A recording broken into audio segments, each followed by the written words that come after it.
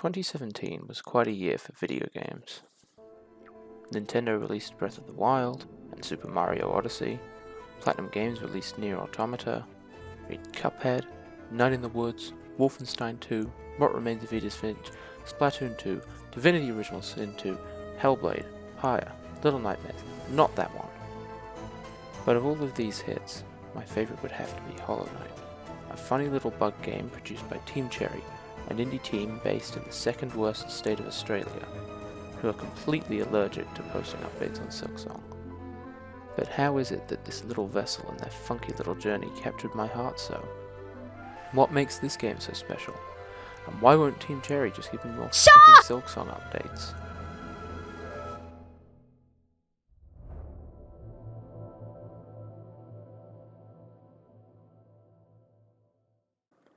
Hallownest is a huge and sprawling kingdom, filled with wonderful and diverse areas, which each provide a unique challenge and style, brought to life by Gibson's artwork.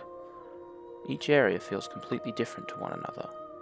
The misty, jellyfish-filled Fog Canyon feels different to the sprawling, urban towers of the City of Tears, which is again unique from the vertical and industrial Crystal Peak and the hostile, spider-infested labyrinth of Deep Nest.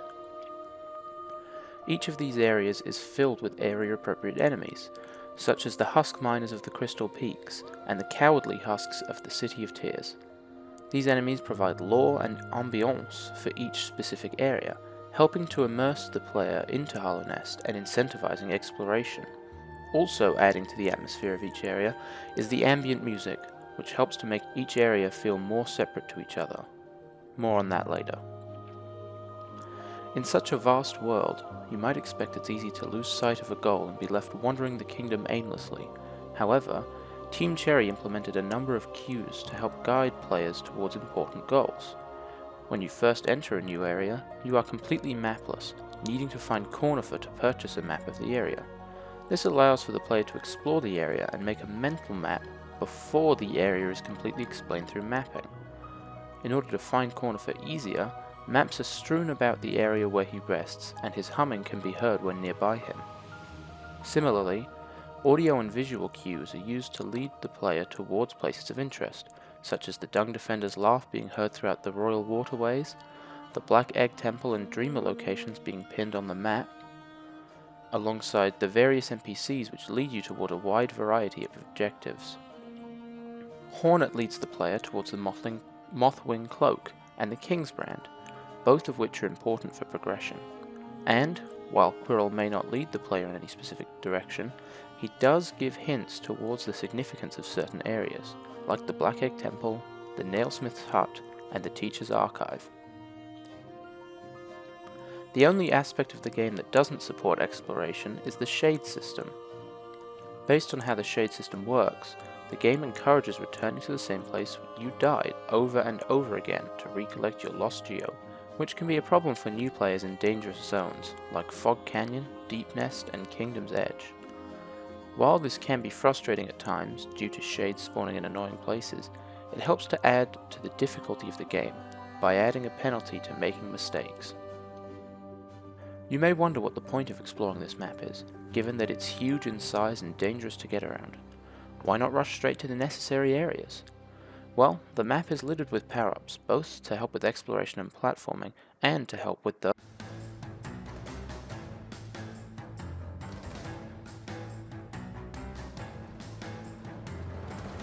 As I said, the map is littered with power-ups, some of which are necessary to complete the game, like the Mantis Claw, Vengeful Spirit, and the Dream Nail.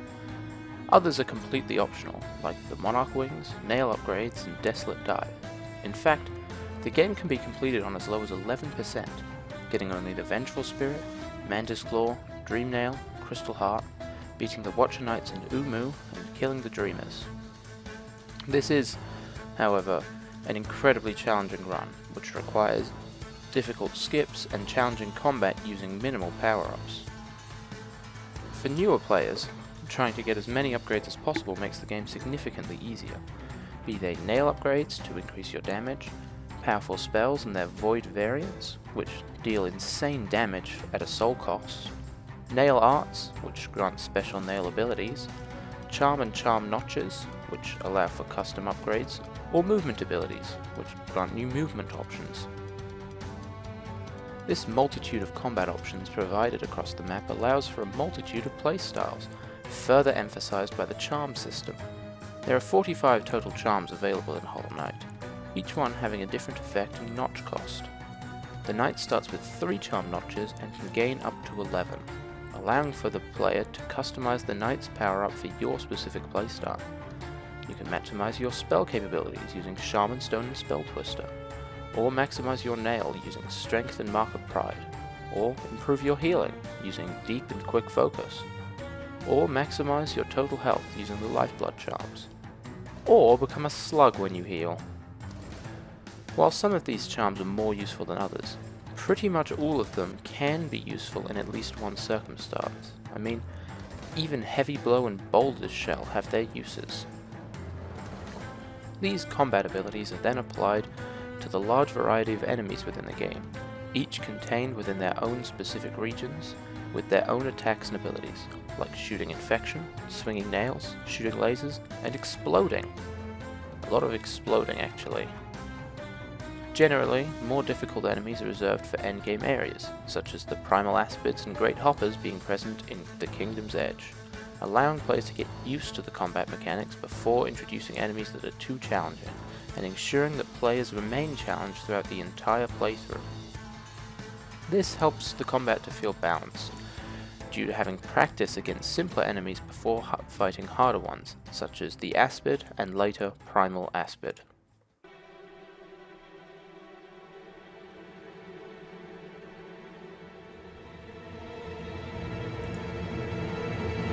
The pattern of fighting easier enemies before more challenging ones remains for the bosses of Hollow Knight as well.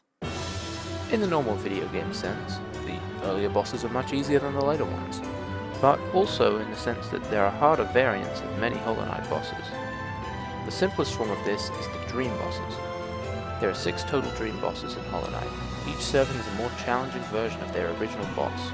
These are Veiled Champion for the False Knight, Grey Prince Zote for Zote the Mighty, Lost Kin for Broken Vessel, Nightmare King Grim for Troopmaster Grim, Soul Tyrant for Soul Master, and White Defender for Dark Defender. Each of these bosses, save for Nightmare King Grim and Grey Prince Zote, are just faster, healthier, more damaging versions of their original boss fights. These fights, whilst not being the most challenging fights in the game, are difficult fights that require a high degree of player engagement, which have ruined more than one of my P5 runs, and utilised the player's prior knowledge of the boss to skip the learning phase of the boss fight, which can be tedious at times. Standing in stark contrast to the other Dream bosses, Grey Prince Zote and Nightmare King Grim are massively overhauled fights. The original Zote the Mighty fight at the end of the Trial of the Warrior can barely be considered a fight.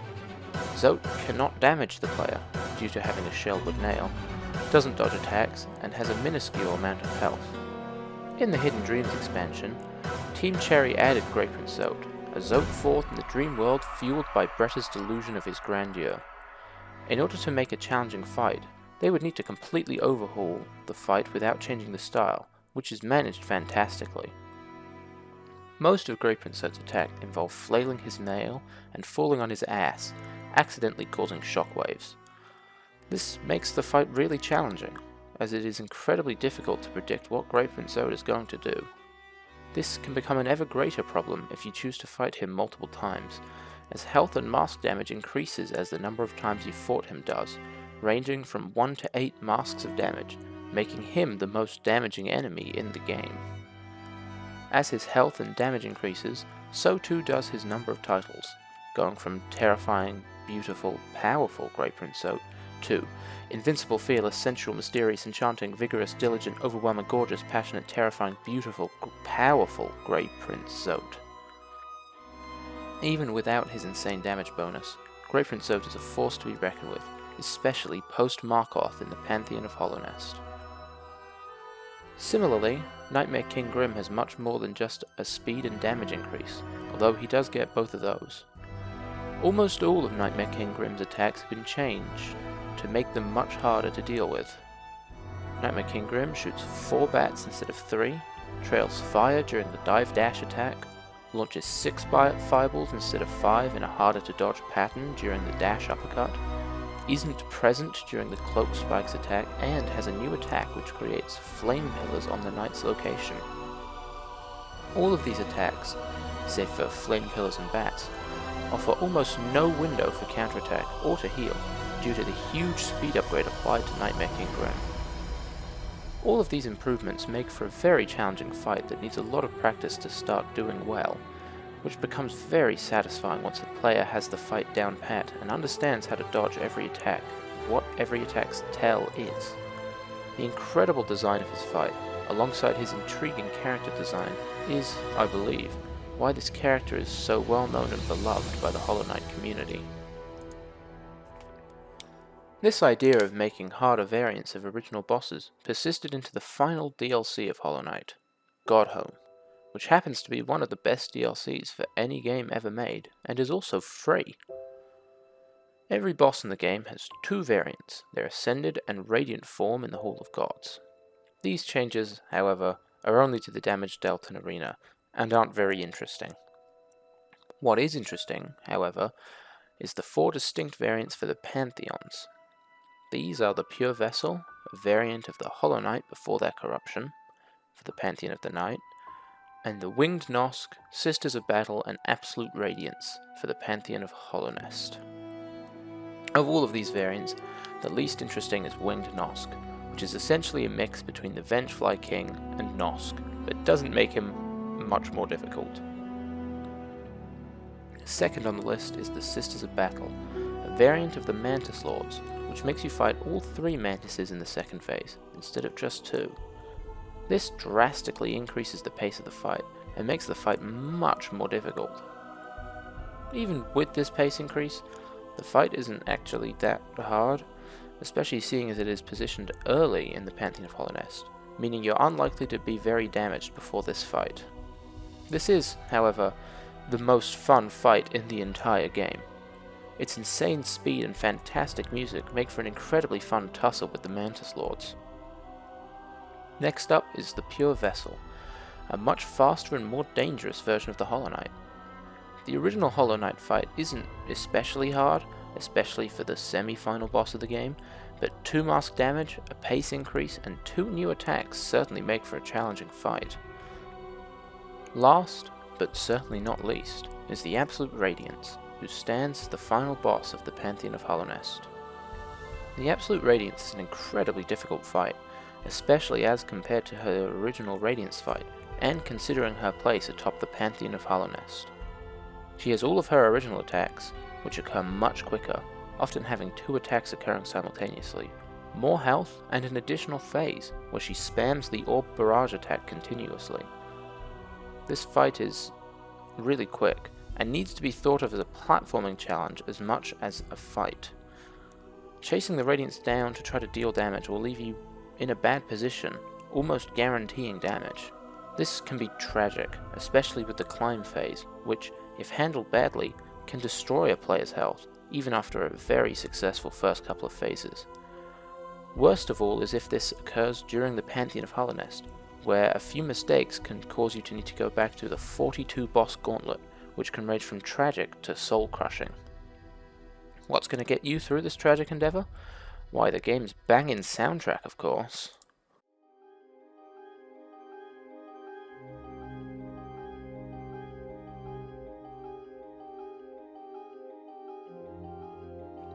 Hollow Knight has an absolutely fantastic soundtrack that perfectly complements the world, boss fights and style, which happens to be one of my favourite soundtracks of all time.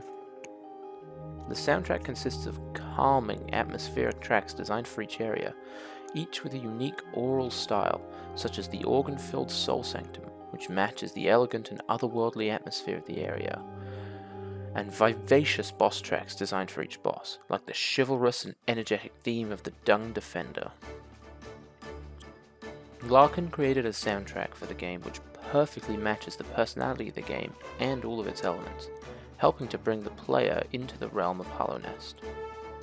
Each track in Hollow Knight feels and sounds completely different to one another, and helps to cement the personality of each boss or area into the player's mind. This is helped by the consistent use of leitmotif in the soundtrack. The track for the Soul Sanctum, which is an organ-based piece, builds naturally into the track for the Soul Master, which is a faster, more aggressive piece in the same style. This helps to make the bosses feel more like an extension of their respected areas, rather than a random boss thrown in to add a boss fight to an area. This also applies to the Song of the Vessels. The Vessel leitmotif is present in the title theme, Enter Hallownest, Broken Vessel, Sealed Vessel, Pure Vessel, and the Abyss, albeit a distorted version of it. This helps mostly to link the tracks in the player's mind, making the Knight's track, title theme, and Enter Hallownest feel linked to the Vessel fight tracks, Broken Vessel, Sealed Vessel, and Pure Vessel, and with the Abyss, the home of the Vessels. This is a topic that's been covered in much greater detail by people much more equipped than I to discuss it. People who actually know what they're talking about with regards to music.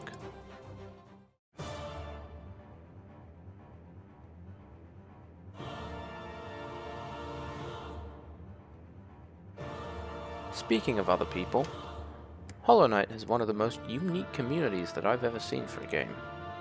The game has a huge art and meme community, fueled by the beautiful pictures and memorable experience of the game. Many people have made fan art of the game, doing scenery draws or bringing new ideas to the game, creating some of the best art that I've seen online. The memorability of the game makes memeing the game very easy also. Everyone can remember dealing with primal aspids, or having seen Myla slowly succumb to the infection, which makes these memes very popular through the community. There's also this weird shit going on in the Hollow Knight memes subreddit with people pretending that Silksong is already out, and role-playing being infected. I must have missed when this started, because I really don't understand what the f*** is going on. Twitch and YouTube have huge Hollow Knight fanbases as well, with channels such as Fireborn, Mossbag, and Scurry, my personal favourite, being somewhat synonymous with the game in their own specific rights. Each of these channels shows just how widespread Hollow Knight content can be, with Mossbag focusing more on lore-based videos, Fireborn on playing and making the ridiculously hard, masochism-filled community-made challenges like Absolute Inferno King Grim and Any Radiance, and Scurry on speedrunning and randomizers. Speaking of speedruns and masochism-fueled community-made challenges, this community has some of the most ridiculous challenged speedruns that I've ever seen, such as the True Ending Low Percent, which necessitates roughly 40 hours of farming the same room for essence, or the God Home Ending speedrun, which requires doing one of the hardest vanilla challenges with minimal upgrades.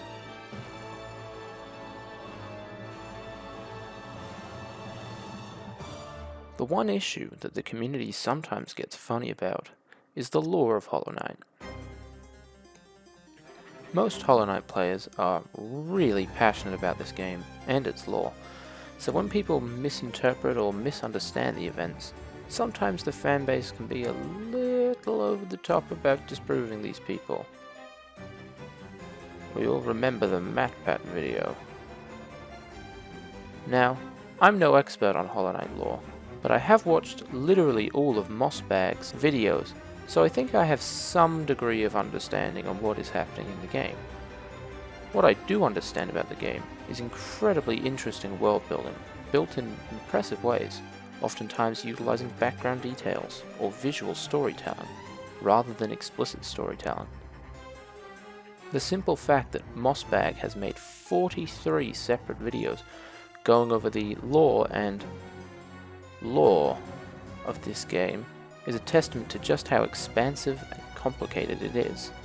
So, if you somehow haven't seen his videos, watch them all. It is mandatory if you want to play Silksong, after all.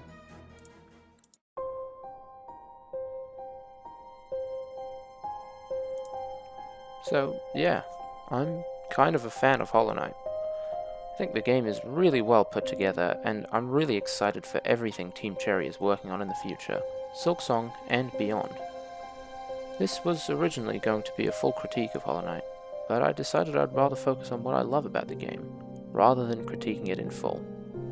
Hollow Knight really is a special game, and I truly love it to death.